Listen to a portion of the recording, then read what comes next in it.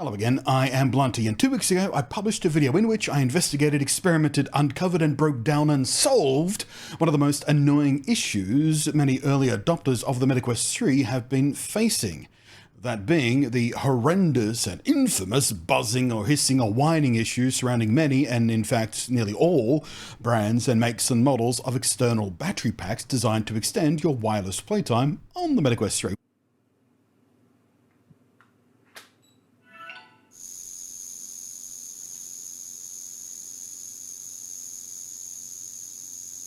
Well, while in that original video I explained how to work around the issue if you've already got a problem Quest accessory battery thingy, today I get to show those of you who've been playing the wait and see game a product that works perfectly right out of the box, and it's even from a brand I've had experience with on the Quest 3 before, very recently in fact. It is in fact the same brand that makes my current choice of replacement pro style head strap, ZyberVR. This is a head strap I bought out of my own pocket and reviewed. About a week after I put that video up, ZyberVR emailed me and said, hey, would you like to review our head strap and maybe our battery thingy as well? And I wrote back to them and said, hey, you didn't bother checking my channel, did you? I've already reviewed your head strap, but yeah, send me the battery, I'll check it out, no worries. And it's this, they call it the ZyberVR Quick Charge Neck Power Bank.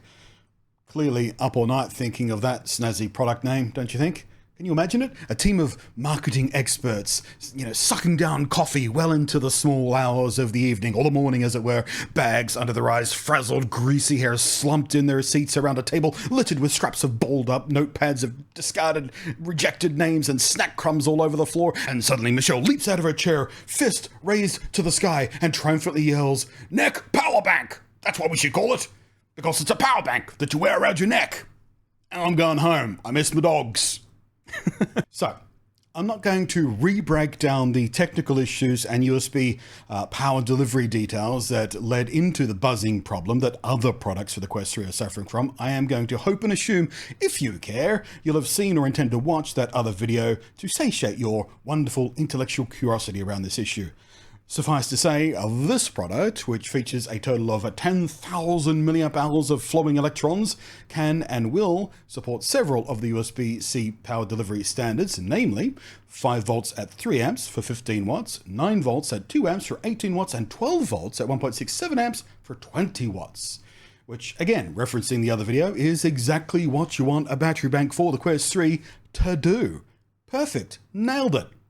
Now, before we talk about how long this actually lasts in the real world, and the one weird trick that I really love about it, genuinely, it's a one weird trick thing. I'm not going to call the video that because cringy, but it's a weird trick. Well, not that weird, but very useful. Keep watching. If you didn't give me a thumb up for my wonderful retelling of the story of the naming of this thing, that now's the time. That, the ding, all that kind of stuff. Now then, something like this is no use at all, of course, if it's not actually comfortable. And I'll admit, I had my misgivings. I've had a couple of neck-worn devices in similar form factors over the years. One was part of a headphone thing, it had a little neck strap and little earbud thingies. The other one I had recently was basically an Android TV stick in neckband form. That was for the XR glasses I reviewed. And frankly, while not uncomfortable, I never did quite get used to the feeling of them. I didn't love wearing them. Something about the heat or the weight or the balance, it just wasn't quite there. But while the ZyberVR Quick Charge Neck Power Band thingy is the heaviest out of all of them by a wide margin, and of course being a power supply device it can and will get warm, I did in fact find it surprisingly comfortable for wearing hours on end. It just sits well. It has a soft-coated, sweat-proof and gently flexible band at the back here where it's most likely to rest against your skin at the back of your neck here. And the hard plastic parts that hold the batteries and the management electronics and stuff like that are gently shaped. There's no hard edges anywhere on them. And they're kind of broad, so they spread the load out nicely. And they just hang really well. They don't sort of pinch or rest or put any pressure points anywhere. Honestly, it was a very pleasant surprise. It's really thoughtfully designed, from the materials chosen to the shape, and it's all kind of nicely balanced. So, on to the second most important part. Now that we know it's comfortable to wear, is it actually worth wearing? Well, I put it to the exact same test scenario that I did use for the original video on these battery issues. That being, I used VR chat, In its locally running Quest standalone mode, I loaded into a private world, so a varying number of other players wouldn't cause, inconsistencies and issues like that, and I watched a whole bunch of streaming media in a personal theatre-style room, so it was always active and pushing data back and forth the whole time. Now, on test 1, I started with the Quest itself at 100% charge, and of course, the neckband at 100% too, and bam, there it is. Or rather, there it isn't. Zero buzz, whine, hissing, screeching from the battery at all, as so many others have been reporting with so many other battery options for the Quest 3 on the market already. Nothing but beautiful, silent operation. Oh, yes! And yes, the neckband is fully capable of keeping the Quest 3 at 100% charge for the entirety of its own discharge cycle, which was about 2 hours and 40 minutes. A little less than I'd expected from a 10,000 mAh capacity, to be honest, but quite acceptable and very, very useful. So for test 2, I let the Quest's internal battery drain to 10% and then connected the freshly recharged ZyberVR Neck Strap, which, while we're on the subject, charge time from dead flat to full charge, as indicated by 4 charge lights on the device itself. They're right here. Probably can't see them in this lighting condition, but some B-roll in for you. It was 2.5 hours from dead flat to fully charged, a little faster than I expected. In any case, with the Quest's internal battery at 10% and with the ZyberVR neckband pulling double duty of operating the Quest 3 under my test conditions and simultaneously recharging the Quest's internal battery, the neckband was drained in 1 hour and 20 minutes, and the Quest 3's internal battery had recharged from 10% all the way up to 33%. So, an hour and 20 minutes of active use while recharging the Quest 3 itself by plus 20%. That's not bad.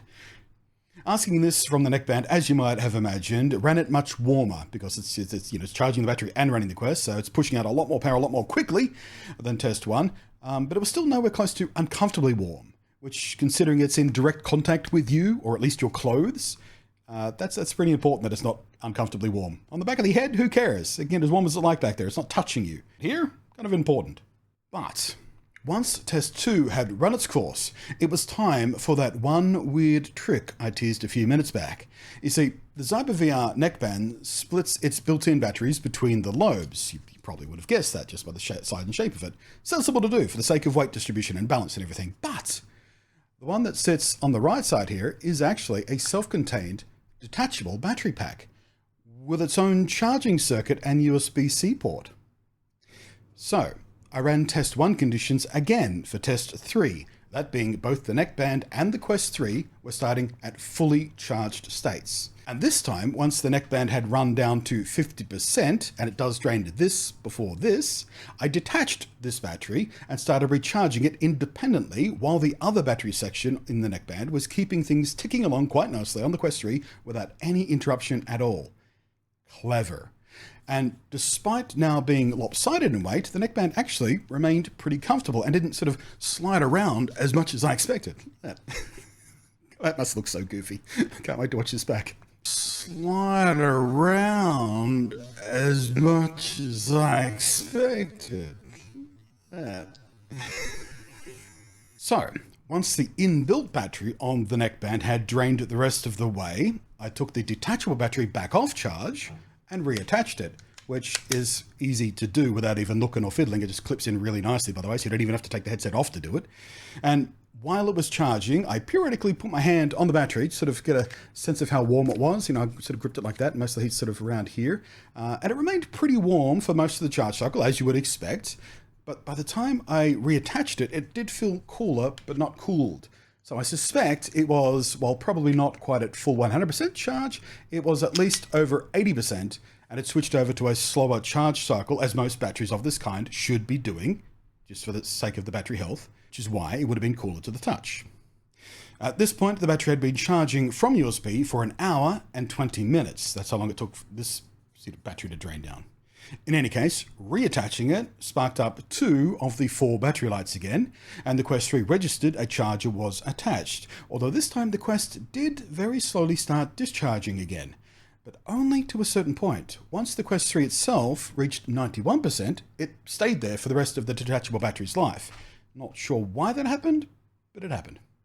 And I got another hour and a half from this battery as well, which means 90 minutes of extra use time on the Quest 3 from the 80 minutes I had it charging for, which also means, in theory, at least under my test conditions, with just one extra spare battery, which you can indeed buy separately or buy a kit that comes with 2 batteries, you could effectively run infinitely, just forever cycling the charging battery in and out. Of course, this is just under my test conditions, and some games will and activities will drain the battery a lot faster, and some will do it slower. But the test condition that I use is simply because it's very easily repeatable and consistent across my testing so far, and has been pretty reliably consistent in how quickly it drains batteries as well. So yeah, at the end of the day, this is now my go-to battery for my Quest 3. It works perfectly. It gives me plenty of extra time. It's comfortable and well designed. It has zero of the buzzing or squealing or hissing or squeaking issues that other batteries have been having with the Quest 3. And it doesn't add any more weight to the headset. So those of you who experience extra sort of fatigue or neck strain, or simply like me with the back attached batteries on the back of your head, just don't like the extra inertia that gives the headset, because battery adds extra weight back here, so the whole thing just has extra inertia. I really didn't like that about the other battery strap thing I tested. Well, obviously this comes with none of those problems, so you're probably going to like this a lot more than you like those other sort of back of the head attached batteries. And unlike, say, using a traditional battery pack in a pocket or on a belt or something, the cable won't ever interfere with your arms swinging around or get caught on clothing and whatnot, because it doesn't drape anywhere. It goes right from here to here. Oh, and this is the Zyber head strap as well, which has a cable clip right there, as pretty much all the headsets do. So that keeps it sort of from dangling across your ear and everything quite nicely. So it just sort of snakes back there, and yeah, you'll never ever accidentally snag the damn thing, no matter how wildly you're swinging around, which, beautiful. It is actually a way smarter design than I'd originally thought when I saw this kind of neck-worn battery thing, because this isn't the first time something like this has existed. It's just the first time I've tried one out. And yeah, I had some misconceptions about it that are erased now. I can, in fact, highly recommend this. Oh, and if you get to this video within the first few days that it's up, probably best not to wait too long, because Black Friday deals are currently active and will only be here for another few days. So check it out, make your decision. Also said its regular retail price or whatever is a pretty reasonable asking price for a rechargeable battery of this capacity and type and everything. So at full price, I'd still recommend it. But yeah, if you get to this video while we're still doing the Black Friday thing in 2023 or whatever, yeah, you should click the links on the down below quickly, sooner rather than later, and start thinking about whether or not it's something you want to spend money on right now. So thank you very much for watching. Thank you as always to the patrons scrolling up above there. I am Blunty. Appreciate you. I'll catch you next time. And there was something else I was going to tell you. I've forgotten what it is now. Just fell out of my head. I'll just stand here like a goober instead. Want to see the dance again?